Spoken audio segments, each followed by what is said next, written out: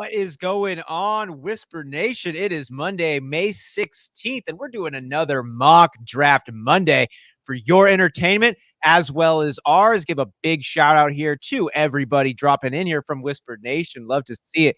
Z coming in, Calvin Brown. We got the football therapist back in action. Welcome back here. Freak Stomper, of course. Hold on a second. Peekaboo, motherfucker. Great to see you. Course, my boys, my best friends, Big Travie in the middle there, and Johnny Game Time Hicks, the jawline himself. We're about to get a Dynasty startup super flex PPR mock draft. Any more adjectives we can throw in there, boys? I don't know. We'll certainly give it a shot, though. But here we are. We got the NFL draft behind us. We got mock drafts ahead of us. We got a full room with you, boys. Really stoked. How about that, Johnny? You just look at it, dude. It's a full room. Wow. Let's go. Let's do it, man. You're the one who's running the room. You gonna play? Yeah, I guess I am, dude. I guess as somebody I know sometimes likes to say, you won't. Hey, what's the score? Show us the score. All right, here we go. We're starting it up, getting it there going. It is. Oh, I'm on the clock. Pizza Belly, what's good? What's good? Drafting and driving technically isn't illegal. I think that depends on who you actually end up taking and how big of a reach it is, if it's legal or not.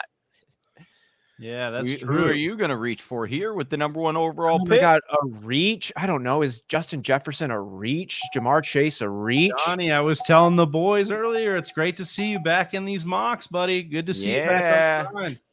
Our boy Donnie. Oh, Donnie.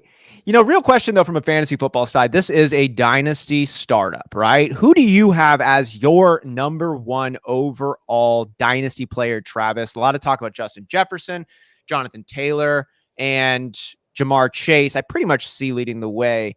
Do you think one of those three is the #1 or maybe another guy out there? Yeah, this is tough. I think so many times in Dynasty, it depends upon your roster construction. But since we are doing a startup and you're putting me on the clock here, I've got to make a strong take. I can't be a coward here. It's Jamar Chase for me. I think tied to the Bengals, tied to Joe Burrow for as long as he's going to be. Even with our guy Justin Jefferson, who you could argue maybe is the better wide receiver. I don't know. We haven't seen, we'll know at the end of their careers, but I just think the longevity of the wide receiver position tied to the quarterback for longer on a team that I think could be very good for a very long time in the Bengals. So I'm with the Jamar Chase love, but I think a close second for me is Jonathan Taylor. Great offensive line, really, really good skill set.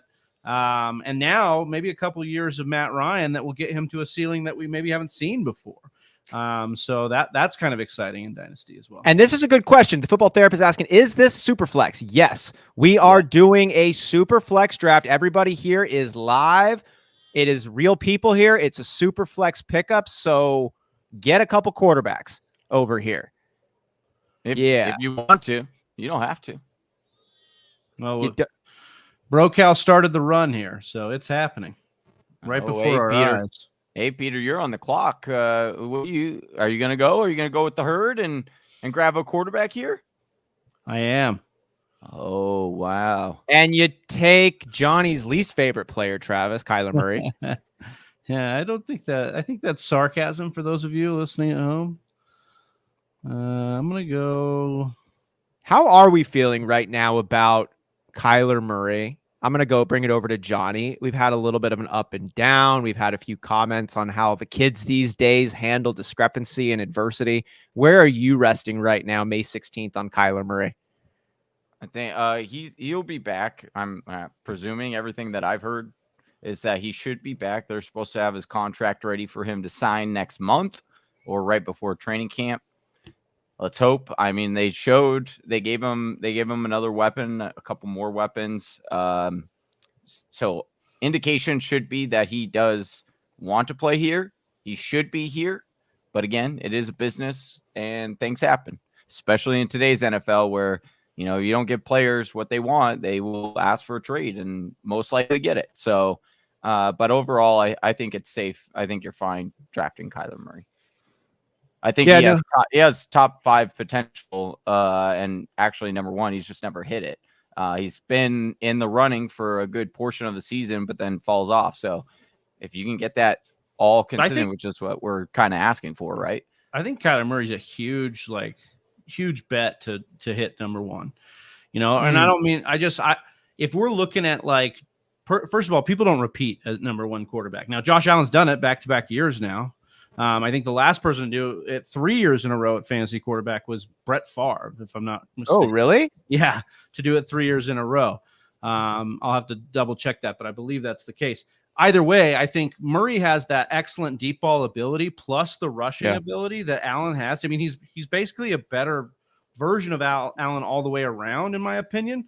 The problem is that he hasn't put a full season together, whether it's been the shoulder injury or, whatever play calling down the stretch, or, DeAndre Hopkins leaving this offense was a big hit to them. So that's another thing you could say, oh, well, what about this year? 6-game suspension. I think Marquise Brown is going to help that quite a bit. Having a guy with the shower narrative there. And just, they have other pieces here, especially the Ertz deal. I think we saw Ertz pick up a lot of slack in midseason last year for this team. I just think there's so much there to like in Arizona. Yeah. And is Kyler Murray one of those pieces? Like, he's so good. He's got so much talent. The weapons are there. I think it's just the mentality that he's got to make sure he's squared up on. If you ask me, Christian McCaffrey is still available here, 20 picks into the draft.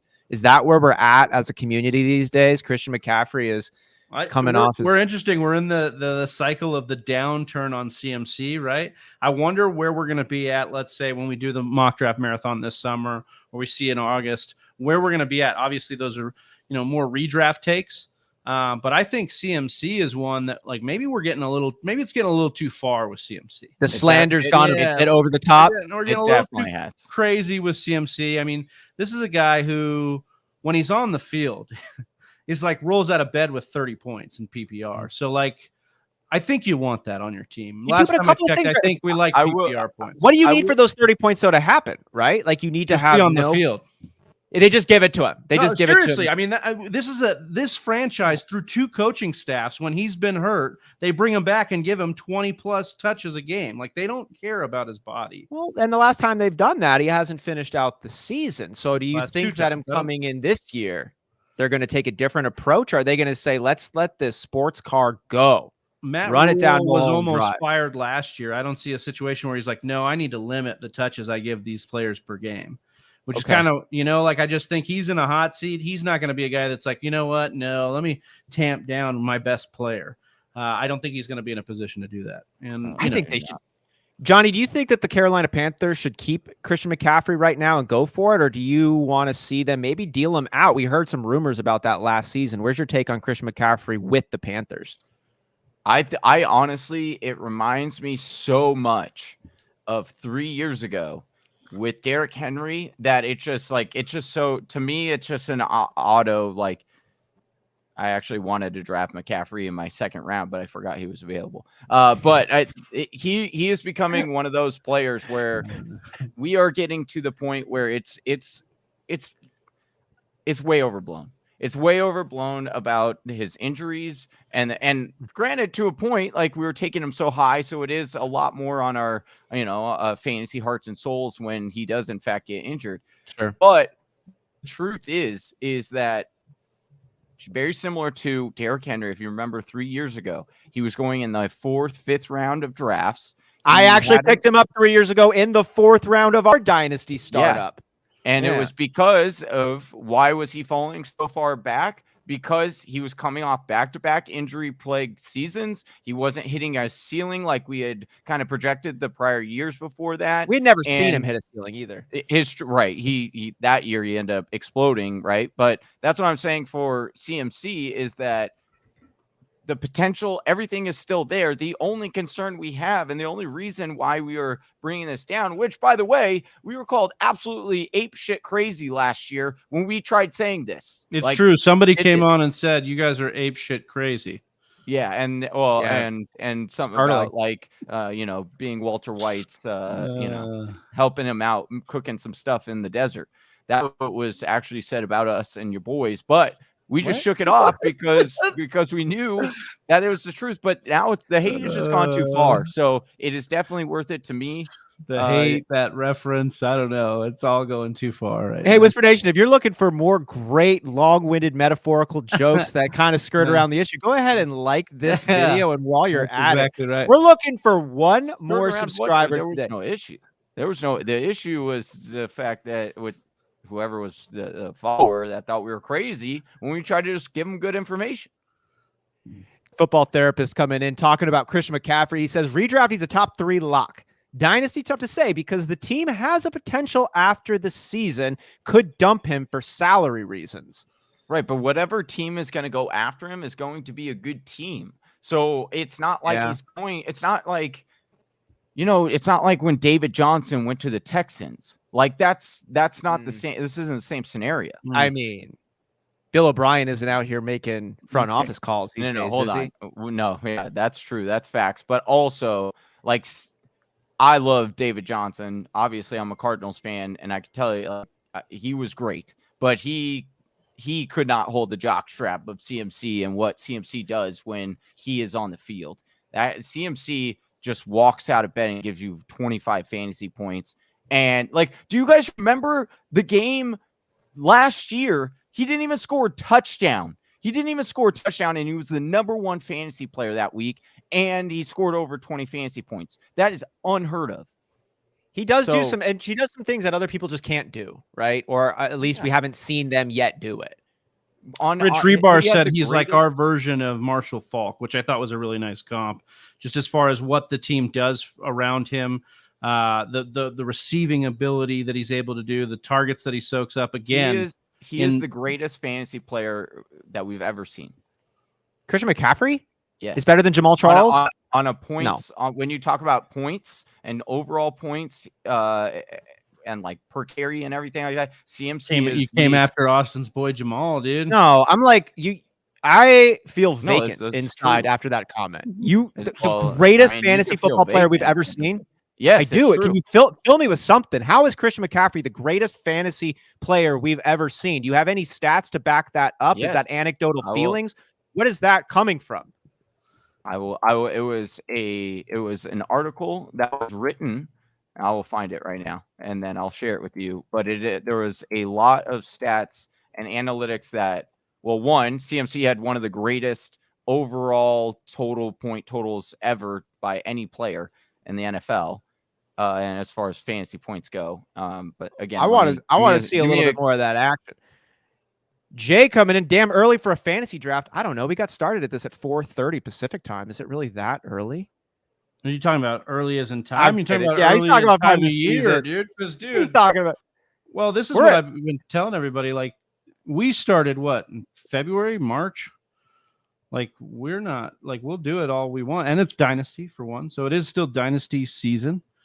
And the other thing is that it's best ball season too. I mean, Underdog's got a best ball mania tournament you can draft in right now and get your chance to win $3 million, $2 million, whatever it is. It's a lot of $1 million. Speaking of that, we're going to be doing a Underdog best ball draft immediately after our sleeper mock draft. So Whisper Nation, if you haven't yet downloaded Underdog Fantasy, it's super fun. Use the promo code TFW after you download it to get up to $100 in matched money. And we're going to be doing our best ball tournament draft right after this. We're doing them every week leading up to the regular season. And these are all real drafts, $3 entry. So not too high of a barrier. It's just enough to keep it real, keep it fun, keep it sexy. And we'll be doing these every single week up until the regular season. So download Underdog Fantasy through your smartphone and use the promo code TFW for up to $100 in matched money. And it'll be a lot of fun. We'll be dropping the link for that here as we get closer to the end of the sleeper mock.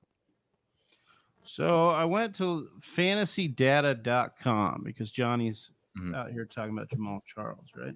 Jamal Charles' best 2 seasons, 2013 and 2015, he averaged 20 and 25 points, PPR points per game, respectively.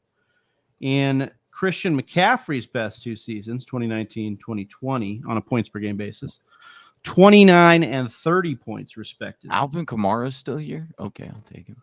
So, Trevor, can you say that one more time? I was responding to Smitty. On a points per game basis, it does look like CMC has scored 30 and 29 points per game in his best seasons, and Jamal 20 and 25. So this is especially in PPR, I could see that situation where it's CMC. This is an article from The Ringer. A year by like the best year, maybe. Sure. Like no, hold on. This is from. Oh, that's a points per game basis. Yeah. Yeah.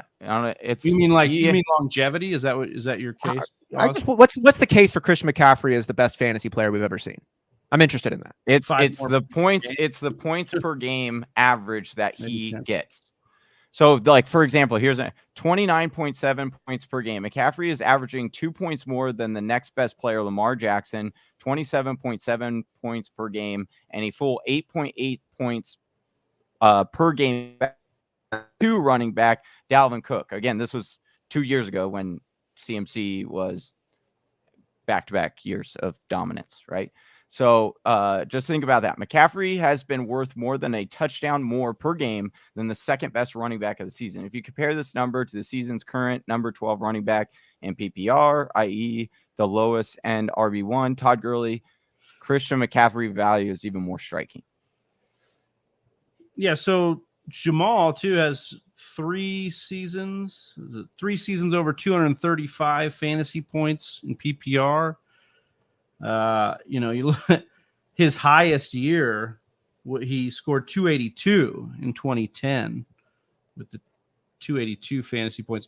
And then you look at Christian McCaffrey, his highest year, 471. He also had a year of 385 in 2018. So dang. Well, when I was bringing up the Jamal Charles, yeah, Christian McCaffrey clearly dominating in that front there. I was looking at more of the longevity of the entire time that they've been playing. But I mean, you're sitting here telling me some really impressive things about. Yeah, Christian this McCaffrey. Is just fun to do, like look up in general. I wanted to look at it, when you made that point and Austin comes back with Jamal Charles, I was just like, well, let's look, because it's interesting. We obviously have a different league, even just when Jamal and CMC were in. We're seeing a lot more receiving work, even though Jamal was in that case too. But I guess it was. I'm thinking about it, Jamal. This is again, though, the point I was trying to make about this offense with CMC. They just it's all through CMC. Like, he is the vein when he steps back on the field, and I think that's as he should be, because he produces like insane amount of yardage. I'm thinking about the guys. I'm thinking about some of the historic, legendary running backs that we've seen, and maybe you can expand that to wide receivers if you can think of a couple. But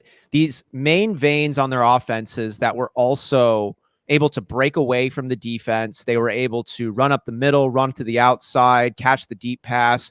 Like, what was Chris Johnson's best year when he was really cranking it out? It was. Well, he had the 2K yards. That's why they named him CJ2K. Yeah, CJ2K. But CMC did the same thing. He did 1,000 and 1,000. 1,000 and 1,000. Yeah. Chris Johnson had 2,000 like straight up rushing, right? Along with Adrian Peterson as well. Yeah, so I guess maybe that's an interesting show topic for something down the line of comparing the best of today to other historical bests. I'm thinking of David Johnson got brought up. Todd Gurley came in before him on that. Jamal Charles existed before Todd Gurley was in the mix. Arian Foster. I looked up Jamal Gurley. 313 fantasy points was his high. David Johnson in 2016 beat that, 327. That's not PPR, though, is it? 407 for David Johnson. So again, like, those are guys that are touching it. But again, that 2019 season for CMC, massive. 471 fantasy points in PPR scoring. And is that the best year of any running back? Hearing that, but I don't have that in front of me. Wouldn't surprise me. Wouldn't surprise me at all on this one. Speaking of surprising picks on this one, we're here now coming up to the end of the 8th round. And I wanted to get your take, Johnny and Travis here. I'm about to make a pick, but some of the guys that have been drafted here that you would really like to get your own hands on, some guys that slipped. I'll throw one out here in the 6th round. Aaron Jones, I think, I was like, dang, how is this guy still available? I think he's still got a couple years ahead. And I think he could be in for such a great year this year with the presumed vacated targets Davante Adams is going to leave for Aaron Jones to pick up a good chunk of. But any guys that are on this list here that make you go, whoa, how is this guy here still available? Uncle Lenny in the 7th round is wild. That's bananas. I would take Lenny in the 7th round. Like I think Uncle Lenny has more left on the tread and the tires and has a better opportunity for touchdowns than like J.K. Dobbins, who's going, went ahead of him, four running back spots ahead of him. So I think that's an interesting pick for me. Like Leonard Fournette is screaming value in any draft this year. Dynasty, redraft, all of it. Give me all the shares of Uncle Lenny. Yeah, I can see the case against Lenny, like why he'd be in the 7th round of a dynasty startup, though. I mean, we have no idea how that team turns over next year when Brady's gone. Leonard Fournette isn't a guy that's always stayed healthy either. Even last year, where we loved his production, like missed the last 3 games of the year. So that's another situation. He's an RB1 again when he plays. Yeah, it's great. But you need him? You needed him the last. I mean, J.K. Dobbins didn't even play all last year. I'm with you, but the case I'm making is I understand why Leonard Fournette's in the 7th round of a dynasty startup. Like that's what I'm saying. Like I get it. There's question marks there. I would agree with you that I think it's it kind of built. I think it would depend on your roster construction, right? Like, are you in win now? Are you going for win now? Then okay, then I think Fournette makes a lot of sense. You're trying to. Especially in the position of running back where you're going to turn these guys over a little bit faster usually. Yeah. I'm looking at, some of these guys, I'm actually looking for a little bit of a temperature check on them from a dynasty position. Travis Kelce is another name that for me comes up and I'm like, we know the cliff eventually comes, but Travis Kelce, it has kept it off for so many years. Johnny, I know you're about on the clock here running your time up, but I don't like this pick right here, but I'll take it. James Conner going for the win now approach. What is your feeling on Travis Kelce in a dynasty situation? See, this one's tough for me. Like real talk, it's because you're kind of in this pickle area where you're in a pickle field? Pickle area. You're in the pickle zone, dude. You're in the pickle zone because tight ends can play, right? Tight ends can. We told Tony. Yep. Yeah. Well, no. What I'm saying is they can play deep into their 30s, right? We saw Tony Gonzalez play till he was like 38. Gronk. We'll see if he ends up coming back. But Gronk's like he just celebrated his 33rd. Jimmy Graham birthday. Is like still playing. Jimmy Graham, right? Yeah. Jimmy Graham's like 85, still playing. Gates. He played back in the day. He played Antonio. Yeah, he played forever. So what a good football player named Antonio.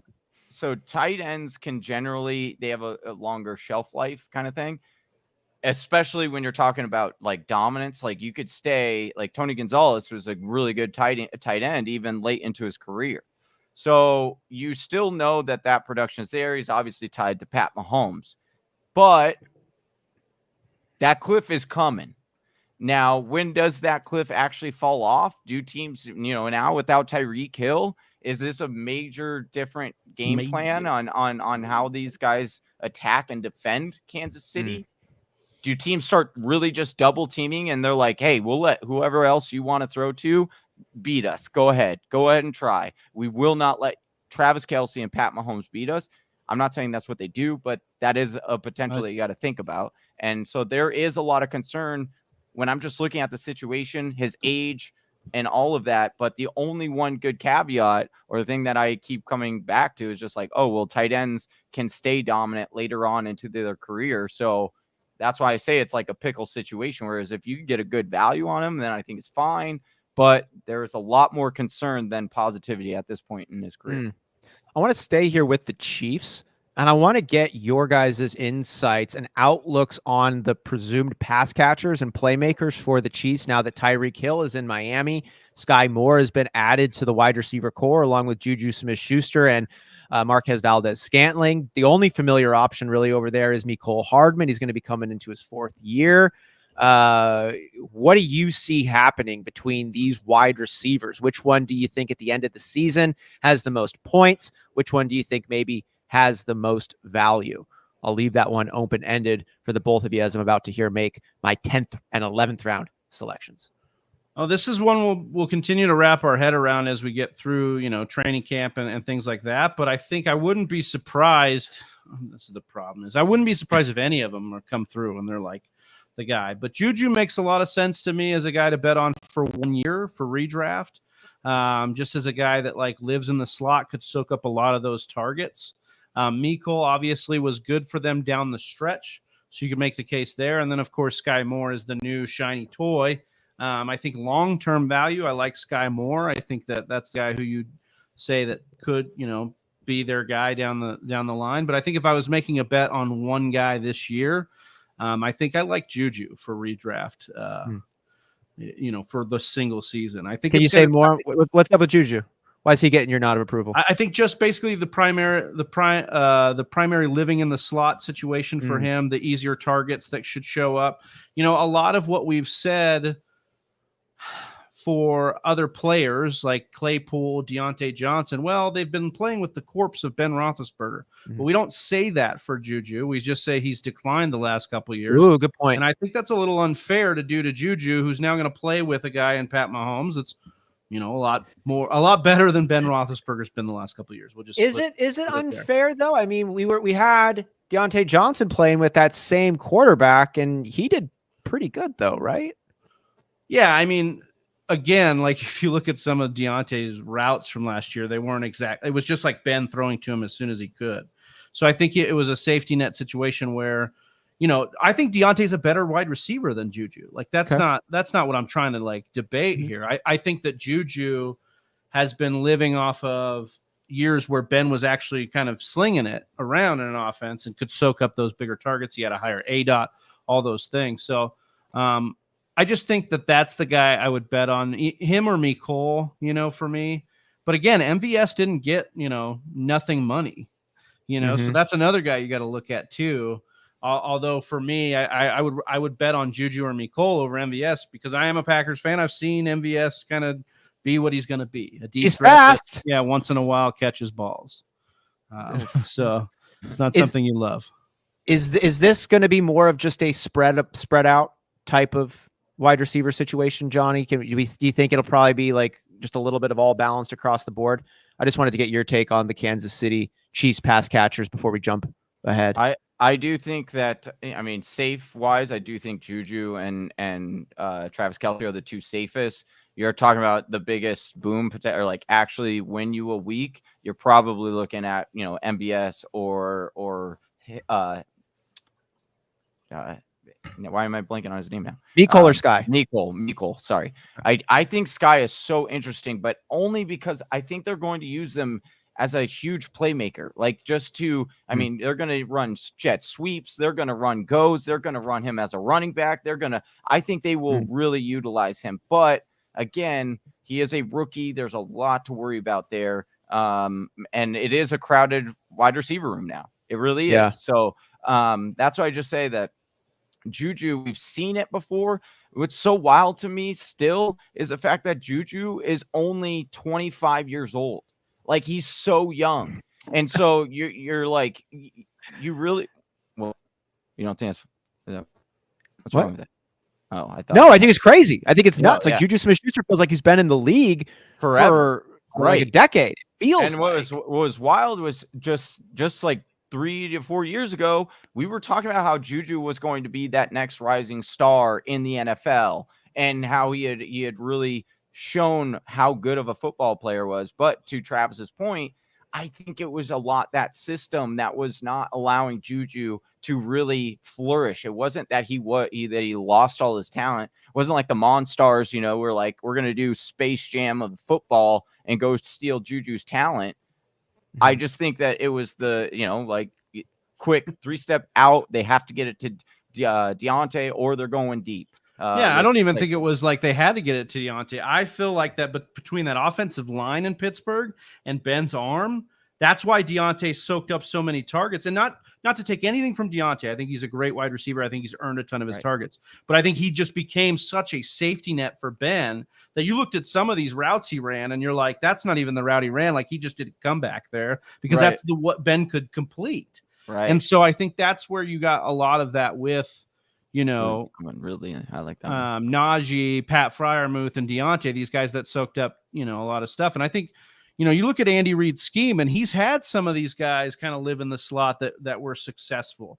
Think of Jeremy Maclin, and I just think that what they want to do on this offense, I don't know, it's tough because at the same time you could say, oh, well, he couldn't do it on a very crowded wide receiver room before. But I'm trying to give him a little bit of the discount with Big Ben that we've been giving a guy like Claypool or Deontay over the last couple of years. And I think that's why Juju, if you gave me one bet for this year, I think Juju makes a lot of sense to me.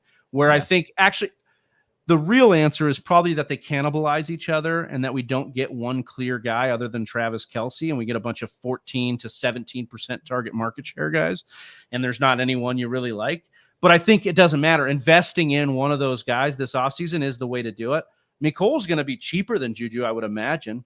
So that makes a lot of sense to go and get Mecole, especially because, you imagine, oh, well, Mecole, they're over him because they drafted Sky Moore. Well, Mecole was big for them again down the stretch in the playoffs. And they said as much in the combine, but then they went and drafted Sky Moore. So we can't just immediately throw out Mecole Hardman either. So, Mecole's set up for kind of a sneaky spot. He finished the year well, and he's got a vacated set of targets ahead of him. And I know Sky Moore is there, but Sky Moore was drafted in a similar way that Mecole was drafted to presumably fill in for Tyreek Hill, who is now finally gone. Yeah, my advice is just kind of draft one of them. Make sure you get one. Yeah, I think it's just you got to try and invest in one of them here. And that's the case of getting the cheap one. Well, I'm with Travis, and I go into the drafts and I'm like, if I'm gonna get a Kansas City wide receiver, I'm going for Juju. I think that Juju is the safest one, or that has the highest likelihood to actually produce and be an every week starter. But to also what Travis is saying as well is I would not be one bit surprised at all if it was, 1 week it is Sky Moore, the other week it is Juju, the other week it is but when you go in, so that's what I mean. When I go in, I'm going in to try to get Juju. If someone takes Juju, I have no problem going and getting Mecole way down in the draft. Yeah, I like that as a case of just the cheapest one is the one that I'm kind of interested in this. Other questions on some young playmakers. The football therapist coming in asking, not because I'm drafted him, but thoughts on Dotson, Jahan Dotson's value. Crazy how in most startup drafts I've done, he's going far past other round one rookies. We did a rounds 1 and 2 rookie draft breakdown, essentially, where we walked picks 1, 2, 3, 4, 5. We did all the first 12 picks for round 1, and then we've done all of the second round picks with all of the third round picks coming up this week. And we had Dotson going in the second round. We really like him. We like his play style. We like the pit bull nature that he brings to the table. We know that Terry McLaurin might not be there in a year from now, which we think would be good for Dotson's overall value. I think Carson Wentz behind center is the best situation for all the pass catchers in Washington, at least for the last couple of years. But I like that his value is slipping if you're able to pick him up there. I get a little bit why it's falling. To me, he is behind those other round 1 rookie wide receivers, Chris Olave, Christian Watson, Sky Moore, as we mentioned earlier. But I think he's a steal in a lot of ways. I really like the upside that Dotson brings to the table. It's funny because we do this in fantasy every year. There's a driving narrative that we all kind of attached to. And Jahan Dotson was maybe a guy that we all attached to the narrative of Washington reached for this guy. Probably didn't need to take him there. They could have waited. Not saying they could have waited and got him, but basically the big 6 wide receivers had gone. They didn't need to take Dotson in the first. They could have gotten a wide receiver later. So that has pushed him down, obviously, in dynasty drafts. But there is the conflicting, the antithesis narrative, so to speak, with Dotson, where, look, McLaurin's contract is coming up. They may not want to pay him. And Dotson walks into being the number 1 team or the number 1 wide receiver on this team in 2 years or a year and a half or whatever it is, and then it's a situation where he's kind of similar, at least in play style, as a McLaurin, a burner, a deep threat, a guy that's, can go get the ball for them. And, I think there is questions, especially with Carson Wentz, yes, to Austin's point, he is the best quarterback they've had in a couple of years, but I think that says more about Washington than it does, about Carson Wentz. And I think that they're, they can get out of Carson Wentz's contract next year. They have no allegiance to Carson Wentz. So, there could be turnover with the quarterback. That's kind of the questionable thing in Dynasty, but I do think him going in the second round of a rookie draft is a steal. And I'm trying to see, because FF Therapist said I got him here. Yeah, he got him in the 12th here. So like you look at that, I think that's pretty good. You know, I'm not gonna lie to you guys. Please don't. I don't think Dotson's gonna be anything. I'm not. I think I know. I watched the tape. Is he electric? Does he make some nice moves? I absolutely yes, he does. The tape shows that he has some burst. Definitely makes some nice plays. But let me just ask you this: how many times has Ron Rivera had a top 12 wide receiver? Like how many? Like I know one. I honestly, and the reason I only know of one. Real talk. Maybe Who was two the wide if receiver that was Cam Newton's dude? The bigger guy. Calvin Benjamin. Yeah, Calvin Benjamin. Was that it? Benjamin. Yeah, so Is that him? Calvin Benjamin, and then I'd have to see maybe Stevie Smith on a year was a wide receiver one, maybe. Okay. But when you're looking at Dotson, the reason why I don't think he's a 1-for-1, like he just screams to me that they are going to use him in a way that we are not going to be. It's not going to satisfy us as fantasy players. He's 5'11", 181 pounds. That's not big. That's not huge. That's not Terry McLaurin size.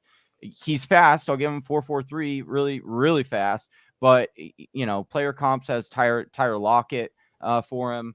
And I just think of that offense. I barely want the number one. I'm trying to scream to get the number one, Terry McLaurin, more targets, and to no avail. And then I'm supposed to now buy into a secondary wide receiver for this system. It's just I'm out. I'm just to play devil's advocate, because I agree a lot with what Johnny's saying here.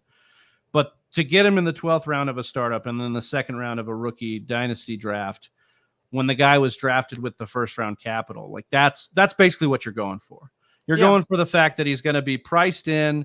If they don't want to pay Terry, or Terry's negotiations go south, which, I mean, we're seeing it. Like they're turning wide receivers into running backs in the NFL right now. They're just turning them over to the next team that'll pay him. So the writing's on the wall for McLaurin to not be on this team after next year. And so that's what I think you buy into when you buy into Dotson, is you're saying the path is there for him to be the number one. I agree with you. I thought that was well said. Like I'm screaming for McLaurin to be more involved. But you know, are we so sure Ron Rivera's on the team next year? Like, are we so sure that Wentz or McLaurin or any of these guys are on the team? No, but we are sure that the Washington Commandos, as Austin likes to call them, used first round capital on Jahan Dotson, which means what? If he does suck, Johnny, you could be right, and I you know, maybe you are. They're going to give him more chances to keep proving that he sucks. Yeah. Fair you know, point. because he's got first round capital. So yeah. But yeah, look at this, man. We wrapped it up. There we go. Scott made it. Love that. He's excited for the best ball tourney, which is going to be coming up here in just a little bit. And boys, I'm getting this best ball tournament set up. I know that we're going to have to start the best ball tournament as soon as we fill up that lobby. So, but we also love to do our draft grades, right, on this. Yeah, so I'll get this launched up, and perhaps we can. Are we doing draft grades for other members, or are we doing a breakdown of our own teams? What does Whisper Nation want? Let us know in the comments. Whisper Nation, if we should break down other teams or our teams, let us know, and we'll go. I only say that because most of the time Whisper Nation has let us know by now, and they're like, Professor Ron's not here today. Yeah, Ron's not here to push talk about your team. I think if we have limited time, let's try rocking through Whisper Nation. Doesn't that make sense? You want to start us off here, Travis? Yeah, I'll start with Smitty Spatow. For running this, remember, Dynasty PPR Superflex startup. So he went Jonathan Taylor at 1-2. His other running backs were Aaron Jones, 6.9, Ezekiel Elliott, 7, Elijah Mitchell in the 8th, and Tony Pollard at the 9th. Aaron Jones drafted at 6.9. I forgot the nice there. Yeah, Sorry that was Naheem Hines in the 13th round to kind of handcuff, I guess you'd say, Jonathan Taylor. At his quarterback position, he took Russell Wilson in the 2nd, Trey Lance in the 3rd, and Matt Ryan in the 15th. Love the upside of Lance, and I like that kind of pairing of Matt Ryan at the end there to kind of go with that. Obviously, Dynasty, so you'll want to be in that market for that 3rd quarterback down the line. At wide receiver, he took Drake London in the 4th, Mike Evans in the 5th, then Renfro in the 11th. Nice value there. Calvin Ridley in the 12th, and Michael Gallup in the 14th. Johnny, are we starting 3 wide receivers in this league? I just wanted to know really quick. Two wide receivers. Okay. But, and then at tight end, he went Dawson Knox in the 10th. And that wraps it up for his skill position players. Obviously, we didn't draft defense or tight end here. I think this is pretty well put together here. I struggle with your wide receiver depth, and I'll just turn it to the guys here what they kind of think of this. But I think that's where he kind of gets the knock for me is wide receiver depth. Yeah, that's going to stick for me as well. I don't see a ton of ceiling either from the starting side. Like Mike Evans is locked in, and then you're probably rotating Drake London, depending on how he starts off his NFL career. Hunter Renfrow, how does he pick up his amazing season last year? But there's a reason why he had such a great year. He is the age he is, and he's still going in the 11th round of this mock right now. Is that blasphemous? We'll find out.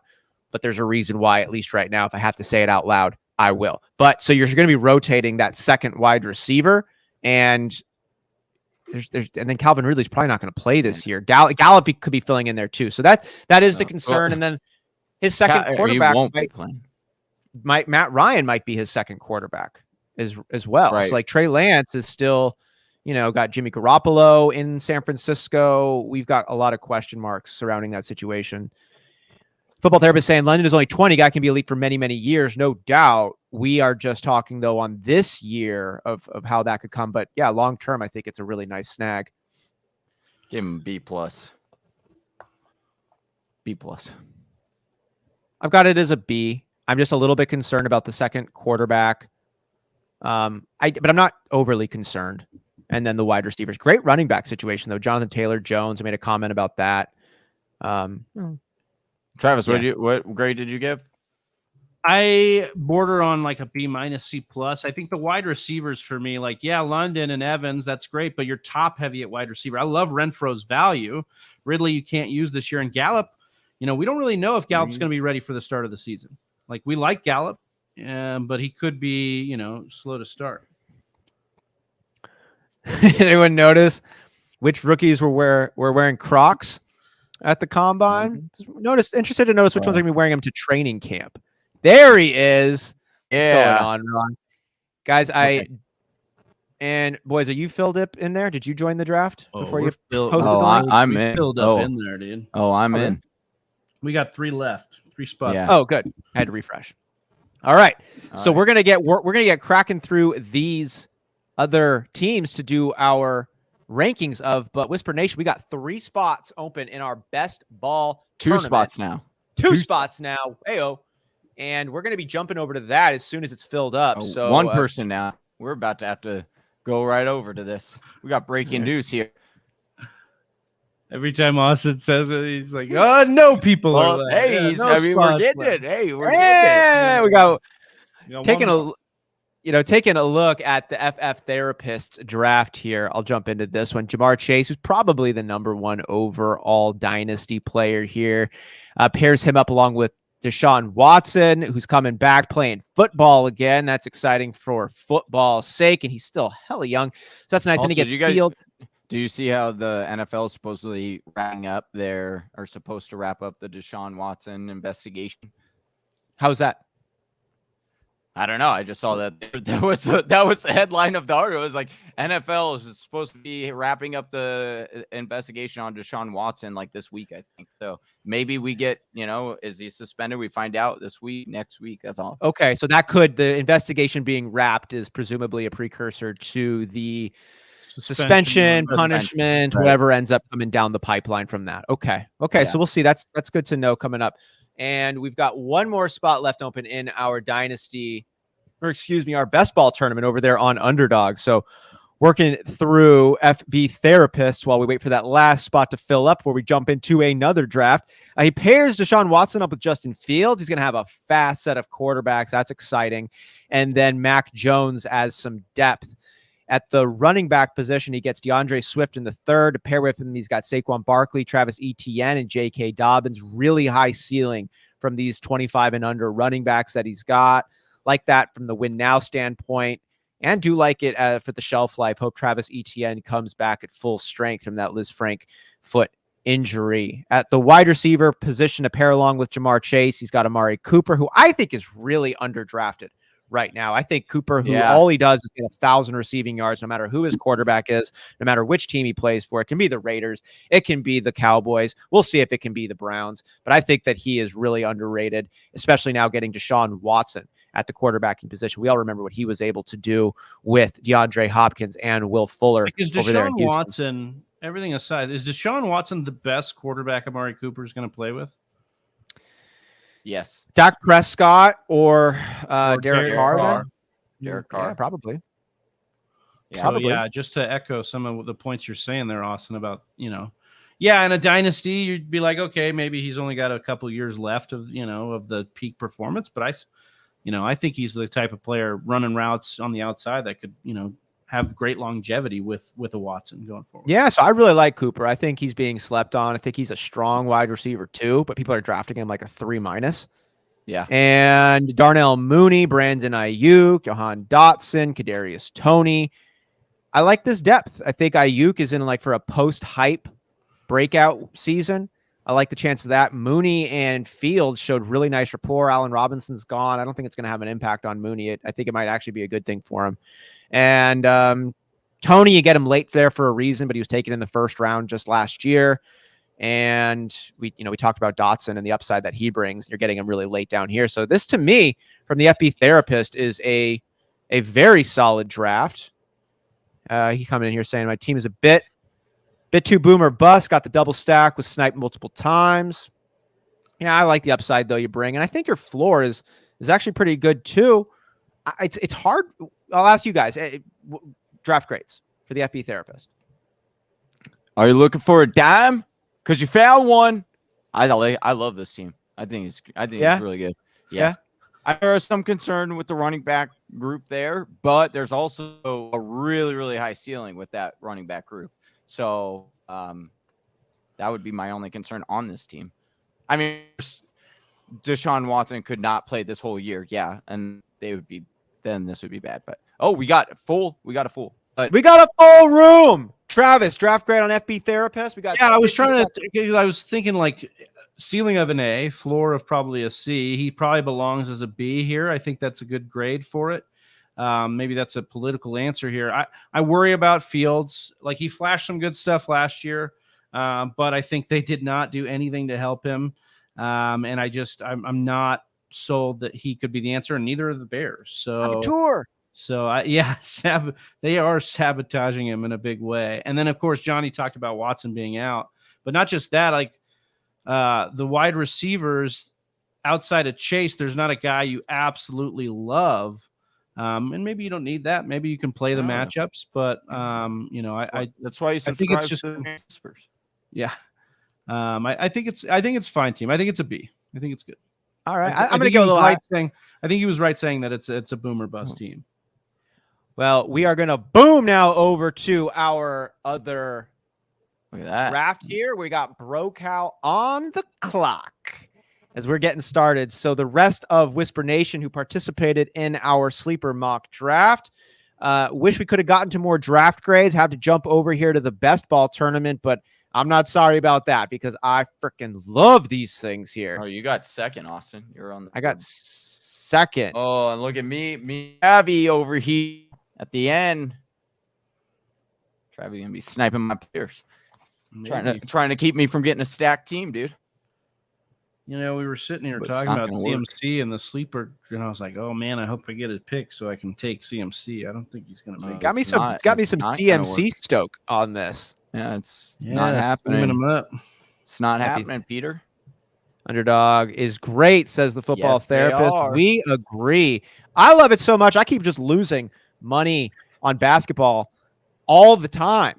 And I still love this. I just got to make sure I keep a little bit in my account before we get to football so I don't have to stack it back up before then. But goddamn, dude. it's been looking tough. forward to football so we can stack it back up because basketball, damn, you could have told me if you would have said, if the Suns lose by 40, I'll give you $1 million. I would be like, yeah, I'm not taking that bet because like there's no way that's happening.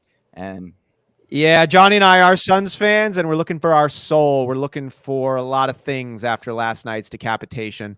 We got a dumb Javad yesterday. We got was watching the game. I saw the lead creep up, and then I was looking through Instagram stories, and I saw Johnny's story said, "Never fear, game time is here." And I just went, God bless Johnny. And they didn't fear. Dallas didn't fear, and so they did whatever they wanted there. So Big Travie here, drafting 6th in this best ball tournament. He takes Jamar Chase and Stephon Diggs. You want to walk us through a little bit of the Jamar Chase best ball snag?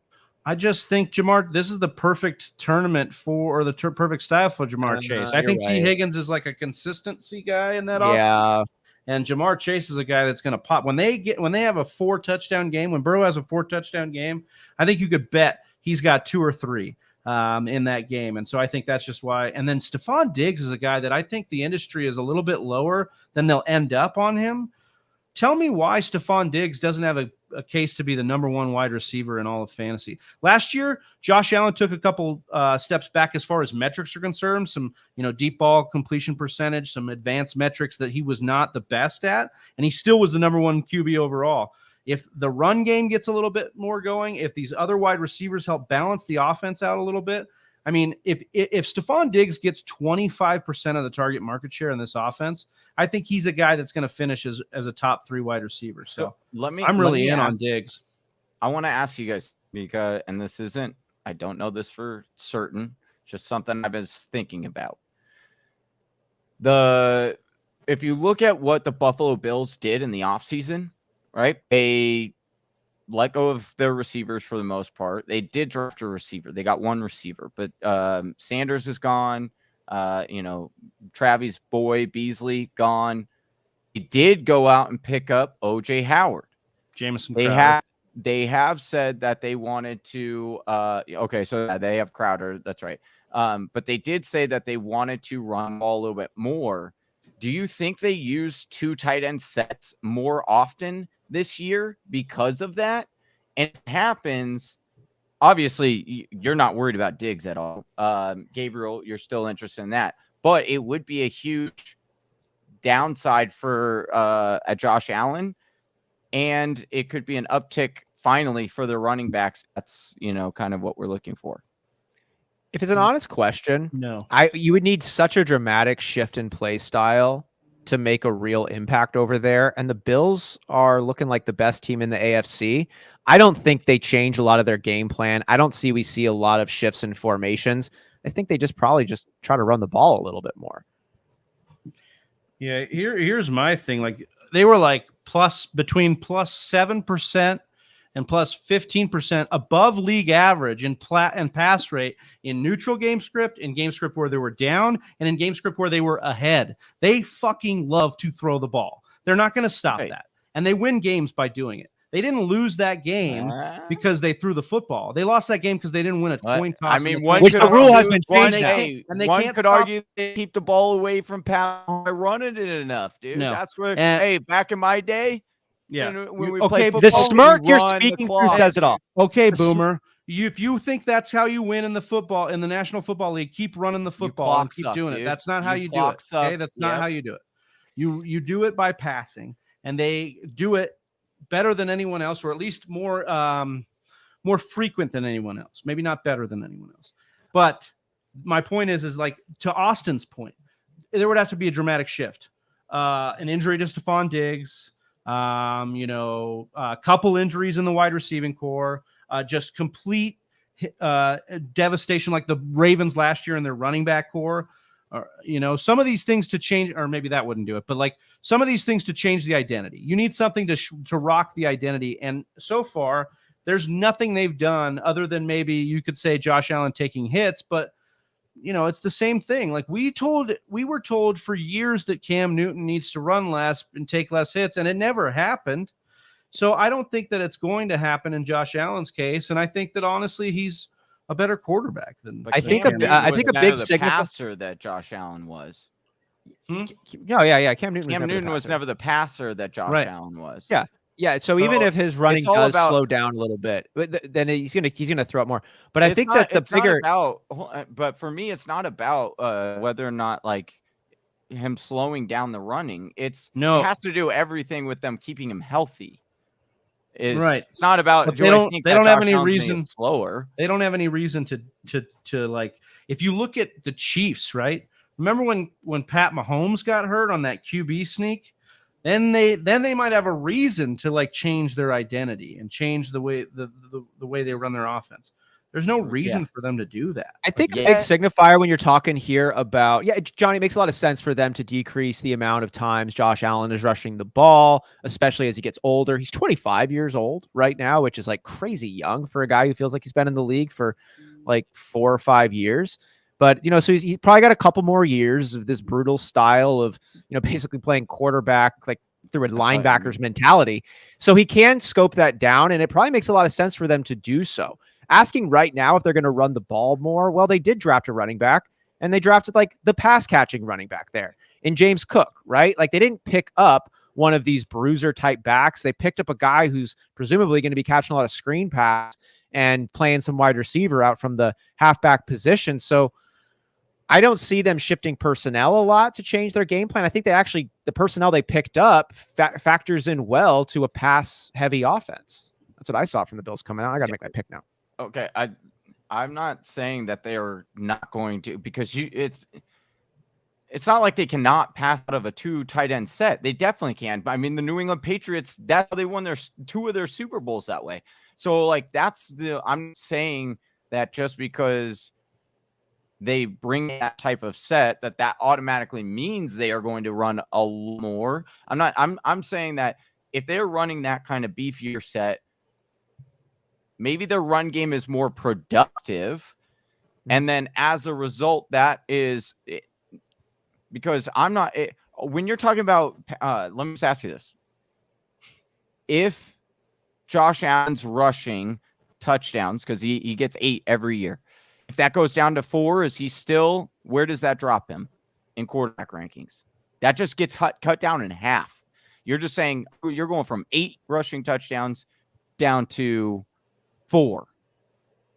That's a big gap for fantasy football and where you're finishing at as a quarterback. 4 less touchdowns.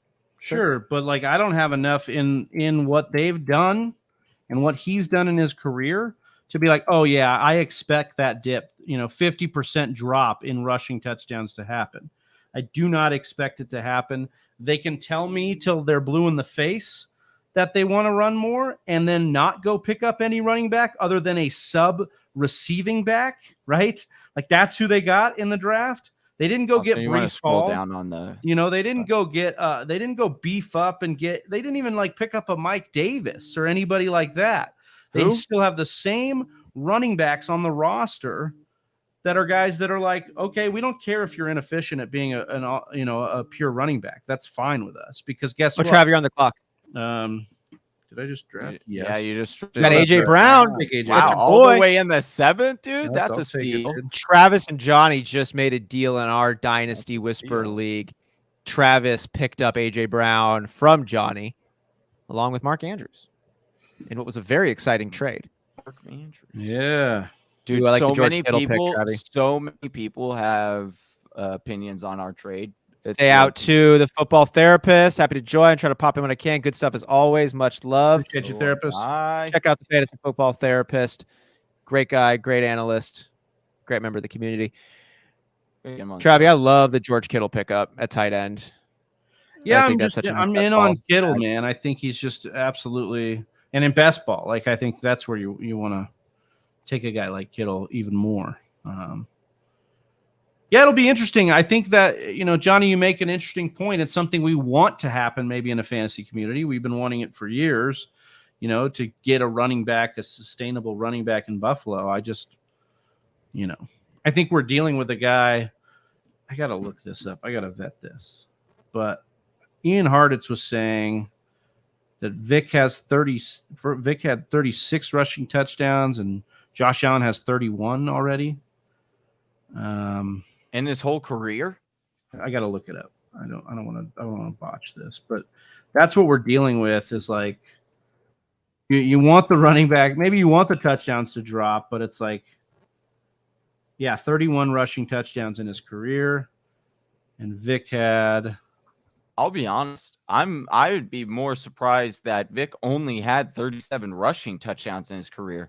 He did go to prison, so that stopped him from having a full career. Yeah, 36 total. Wow. His whole career. So that's again. So that's what we're talking about as far as proficiency at the rushing. He's just a weapon for them. He's a weapon more than any other running back will ever be on that team. You know what else he is? In the red zone. An expensive asset too. But part of that asset is doing that. $1 billion too. Part of being the asset is rushing the touchdowns in, Johnny. That's part of why you want to pay him that much money. I do, but at the same time, I also don't want to keep putting him in that position because I understand I've got one of the best quarterbacks in the league right now, and all it takes is one. Oh, I only got 13 seconds left. I see what you're trying to do. Trying to get me off game so I don't smash my guy Juju, which I'm still going to do here. Yeah. Oh, that is fun. Here. Oh, yeah, Breece Hall. I was looking at him last round. That's a pretty good one. No, you weren't. Johnny, you talk about the decrease in rushing production from Josh Allen, and I think, honestly, I think it makes a lot of sense for the Bills to decrease the amount of times the man is rushing the ball. What I also see, though, is Josh Allen is one of the best deep throw passers we have in the NFL. They're getting better and better weapons around, and Josh Allen, 37 passing touchdowns in 2020, 36 passing touchdowns last year. I'm not surprised to see Josh Allen put together an MVP caliber passing portfolio this year, break 40 touchdowns, break 4,500 passing yards like he did last year. And then cut his rushing touchdowns, get him 3 rushing touchdowns and like 400 rushing yards, which would be a huge reduction in last year. And he's still going to be right up there in that. So I think he has some more room ahead in terms of passing production, which, the guy is still, like I said, he's 25 years old. He's got one of the best arms in the NFL, and the weapons are only getting better as Gabriel Davis develops more and more, and Stephon Diggs' prime is still right in front of us. Like, I think Josh Allen has an MVP season, and I think most of that is through his arm this year coming up. At least I hope so after I traded a bunch of picks to pick him up in Dynasty. We'll see. It is interesting, though. Like Johnny's point is, like, even to Austin's point, if it's mostly through his arm and he is MVP, it doesn't necessarily mean that he's worth the, QB1 overall, draft pick. Like, he could fall to like QB5, but I think there's too much showing that Buffalo wants to do this. Like, they are the model child for doing what it takes to surround your quarterback with what you need to. They have done that since, people were calling Josh Allen a bust. And they said, hold on a second, let's surround him with all this talent. Let's put a good defense, on the other side of the field. And, I just Did you call Josh Allen a bust? I did not, no. But some people, I don't know if I called him a bust. I do remember like saying that he's aggravating to watch play because he would make amazing throws and then throw a pick the next play. But no. Ronald saying he ran between the 20s more than the goal line. Talking about Mike Vick. I see. Yeah, he's saying. I was looking up, because Travi, before we made our deal, I was looking up some Josh Allen history on this side, and the PFF side, Josh Allen was like way down for their expectations. Like, it was the same year as Baker, right? Like, Baker was the number one quarterback taken that year. I off the top of my head, I think that Josh Allen, at least per Pro Football Focus, was like the 6th or 7th quarterback that they had on their big board. He wasn't. Now, and I read the details. They're like, he's got a huge arm. He's got raw. He was raw. Yeah. Like, he had a massive arm. He went to a small school, and they just said, well, look, it's kind of like, I'm not calling Trey Lance Josh Allen, but that's where we're kind of at with Trey Lance. It's like, he's raw. He has all these abilities. You like some of what you saw in, brief amounts. But, I just think it's interesting to look at, because Johnny's made this case too. And Drew Lock was the negative example of this. But Drew Lock's numbers through the first 2 years and Josh Allen's were very similar. Oh, really? Yeah. Daniel Jones and Josh Allen have very similar numbers through their first. Is this the Daniel Jones to Josh Allen breakout season? Yeah, it could be. We'll see. I mean, he likes to run. we Hey, have they got we the have a coach. GM and a coach from the regime that did it. So that's definitely And he knows, dude. If something it to doesn't work talk out about. this time, he's out LaFleur. No more Joni loves Chachi. So who's Joni and who's Chachi, and what happened in their romance? that's for you to figure out. That's I'm trying to, bro. yeah. You got to do some investigating on that one. I only can give you so much, you know. I like But investigating. Josh Allen, I do think What Josh round are or we in? Danny Dimes, I mean, is very yeah. What round are we in? Is a good question. We are in round 13, and we've got 18 total rounds in our $5 best ball draft. Thank you, Austin. Thank you. The crazy you're a gentleman and a scholar, and I promise not to pass it around to Whisper Nation. Okay. Ronald saying, look how fast people turn on Trevor Lawrence. We're not turning on Trevor. We worked on last year as a mulligan, the Urban Meyer mulligan season for Jacksonville. I won't lie. I mean, I'm turned on him. Really? I don't think he is that. I did, and to preface Overrated coming out of Clemson. I do. He reminded me. And in a sense, you kind of see it with Kyler right now. Is the same kind of situation. They are so used to just dominant performances, being the best athlete, being always in control, all of these things. And then you get to the NFL and it's like, oh no, they're all this way. Yeah, this is a pool of all professional athletes that are all to that level, and it bothers him. And at least that's what I think. Forget Trevor Lawrence for a second. All right. The quarterback I am most fascinated with trying to figure out if they're good or not is going to be Zach Wilson. Like, Zach Wilson has no more excuses. They've literally surrounded him with so much talent. Even the offensive line should be much improved. The defense is picking up. It's a fantasy friendly, or at least a QB friendly offense. If you go back to Shanahan, I mean, Shanahan put in guys like CJ Beathard into this offense, and it did things, and he did things so much so that Beathard, they were getting second round. Boy, I wish that they had that. Yeah, I wish they had that back. So Zach Wilson, like Trevor Lawrence, yes, he's the prodigy and like the all-world, prospect he was supposed to be. I'll give him another Urban Meyer pass. That's fine. We'll give him the Urban Meyer pass this year, see what happens. But Zach Wilson's the one I really want to see. That whole Jets team is exciting. So, it's just so many things that can be unlocked if Zach Wilson is good.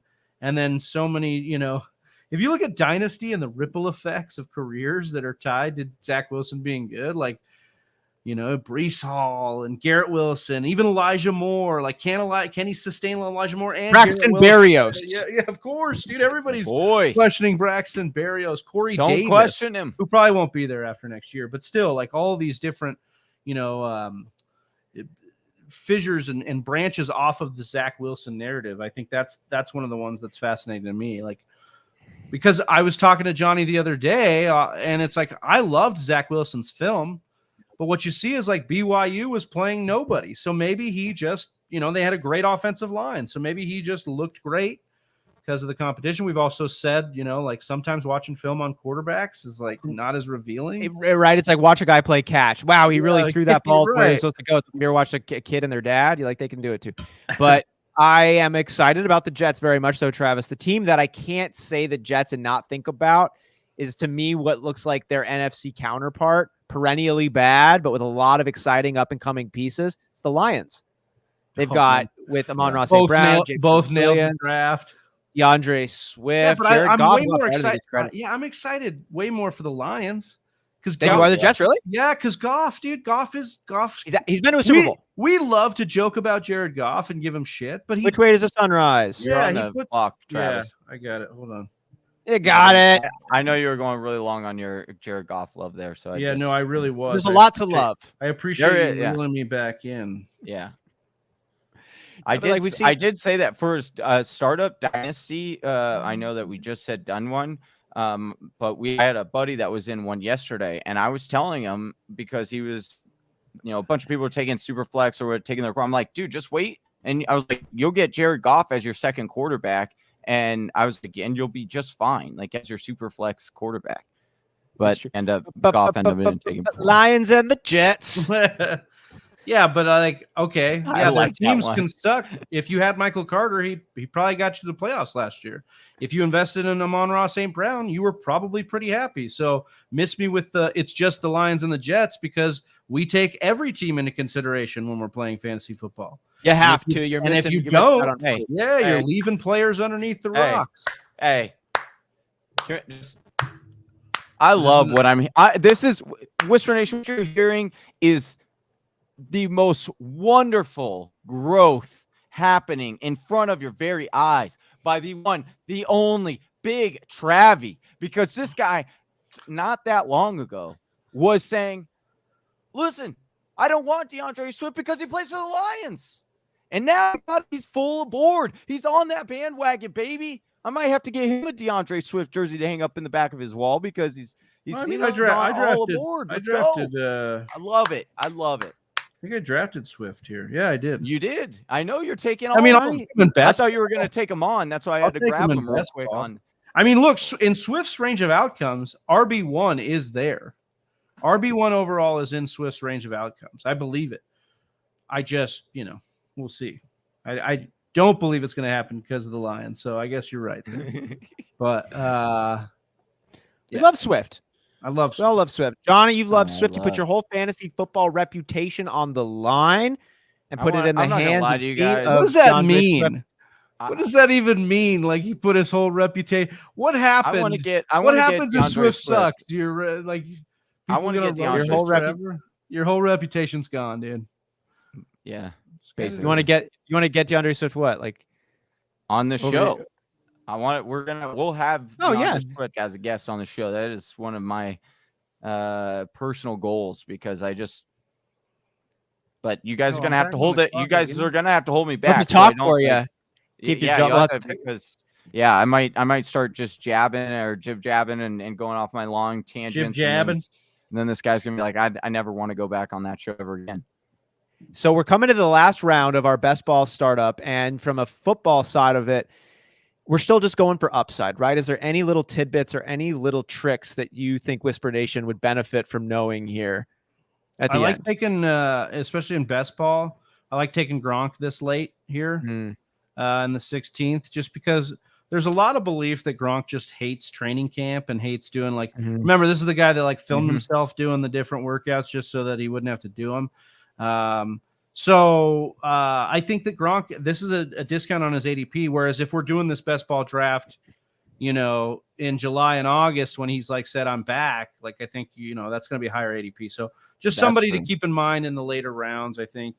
And on the opposite side of that, right, is the only real other tight end other than the rookies that they drafted for Tampa Bay right now is Cameron Brate. So Cameron Brate on the opposite token of hey, don't do it in every draft, but taking Cameron Brate, right now could be such a benefit because nobody else is going to have Cameron Brate and he'll be the number one tight end for Tom Brady. We always like that. And that's if Gronk does decide, hey, I'm actually done. I don't want to do this anymore. Z wants in on the next best ball. You got it. Please. Let's go. Yeah. Yeah. So we do these. Yeah, please. Every Monday, and we're going to drop the link at the end of our sleeper mock draft, and would absolutely love to have you in on next week. See, maybe send it to you on. We'll DM you that one before. We're going to slide in, Z. Slide into those DMs. So we have actually, let me see here who I get to see this on the mobile side. The person projected to lead in points by just 76 more projected points, 74.8 projected more points. He edges me out. Brocal 43 is supposed to have the best team on this one. He takes Patrick Mahomes, Tom Brady, Matt Stafford, like that. Running backs got 3 of them. Little thin, but they're good ones. Jonathan Taylor, Javonte Williams, Clyde Edwards-Helaire. Really loads up on the wide receiver room here. Dang. Yeah. It's a good idea. It's not a bad idea here. Picks up a lot. Interesting strategy on this, actually. Just 3 running backs is what? It's 2 that you got to slot. And so his flex is never going to be a running back, but that's okay. Yeah. Actually, interesting strategy on this one. And then we'll throw out what's the lowest projected one on this side. That's Johnny Game Time Hicks, the one and only. He is projected to come in with 3,341. Major difference. we've got Joe Burrow, Russell Wilson, and Tua Tagovailoa. This is quarterbacks. You got some more running backs than Brocal does. You got Najee, Nick Chubb, 17 more. Yeah, it ends it out at wide receiver. So the projections at least really like the wide receiver load. We'll end up seeing how it works out on the backside. That's going to be really fun. We've got a ton of so these fun to go through these. Yeah, because we got so many. We're going to have like 20, 30 best ball drafts by the time cool, dude. You should show them. Who's got the screen here? Is it I done? do. Oh, you do? Austin, click that exposure right there. So when you're using best ball and you're doing all these tournaments with us, they'll show you who you're most exposed to. So really? Austin. Austin, you've got in 50% of your drafts, you've gotten Dawson Knox. So some of these guys that you're exposed to. Yeah, so it's your tendencies. Yeah, so it's kind of cool to look at so that you can then build slips and rosters maybe on the anti side of who you're exposed to. So that way you can kind of get in. Why does it just have 2 teams? You know why that is there? We've done more than that. Yeah, you should have more in Maybe there. this is like for this specific format. It could be that. Oh, yeah, I think it is. Probably. We've done $3 ones, $5 ones. Yeah, so this is just your 2 $5 ones. teamers. Okay. Yeah, that's right. Because this is the second $5 one that we've done. Yeah, so that's a good point. That makes sense. It's also good and nice and handy for, when we do our redraft leagues, and we can take a snapshot of all of Austin's favorite guys. So we actually haven't drafted anybody twice. I've only drafted everybody here once because this is just 2 in the 5. Well, don't look at mine then, because I've got some exposures of 100%. Oh, Z with another tip here too. I like to rename my drafts with the dates I drafted them, so I can come back and see where I got the best value. That's so good idea, dude. Love this. Z coming through. That is a boy. How do we do that? We need to get. We'll work on that in the post. Yeah, we gotta work on that one. But that's a great. I love that. Well done. Well done, and well done to us. Well done to Whisper Nation for jumping in here. Well, we'll find out who we give a well done to on the backside of this football best ball draft at the end of the year. But boys, we got through another mock draft Monday. Big shout out here to Z, Ronald Kalla, Scott, the football therapist, Freak Stomper. Pizza Belly, Don Flick. Yeah, Don Flick. What's up? Yeah. Man, Jay coming in for a little bit. Great to have everybody here. Really makes the day kick ass. Yes. Also, boys, just wanted to update Whisper Nation and as well as us, get us a little bit of hype, though. We asked for, this is our goals moving forward, is 1 new subscriber per episode. Just one. And we got it. We hit it on last show. Now, granted, I don't know if it happened today, but hopefully it will. We'll find out if we did. We'll celebrate it then. Yeah. So we got one last time. All right. Yeah. Oh, yeah. I love that. And we've got some Patreon giveaways coming up this month. Isn't that right, Johnny? Travis? Yeah, we have a couple of them. Yeah, we got a place to make up here, but we've got some stuff we're excited to get out there and give away to you. We also have a few guests lined up in the pipeline from the fantasy football community. Excited to get those people on the show and drop some new knowledge on you guys. Names you might recognize, some names that might be a little familiar, but some really great people that we've got queued up and excited to bring your way, Whisper Nation. Hell yeah. Any closing thoughts? Nope. All right. On behalf of Johnny Game Time Hicks, Big Travie, I'm Austin Sear. We're the Fantasy Whispers. We're out of here. Peace. Right here. Hey, you like mock drafting? So do we. Check out one of our previous mocks in the videos here and like and subscribe to catch next week's mock draft coming your way.